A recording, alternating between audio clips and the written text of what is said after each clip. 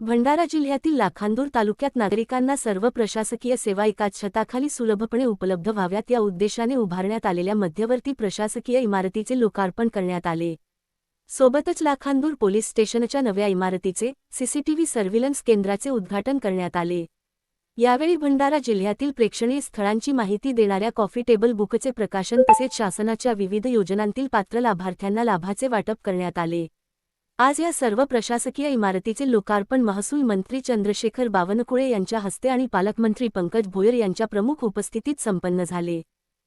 या कार्यक्रमास खासदार डॉक्टर प्रशांत पडोळे, आमदार परिणय फुके, आमदार नाना पटोले, माजी आमदार बाळा काशीवार, माजी आमदार हेमकृष्ण कापगते, नगराध्यक्ष विनोद ठाकरे, जिल्हाधिकारी सावंत कुमार, पोलीस अधीक्षक नुरुल हसन, कार्यकारी अभियंता अभिजित कुचेवार, उपविभागीय अधिकारी स्वाती देसाई, तहसीलदार वैभव पवार, भाजप अध्यक्ष आशु गोंडाणे तसेच अन्य मान्यवर, अधिकारी, पदाधिकारी, कर्मचारी व नागरिक उपस्थित होते.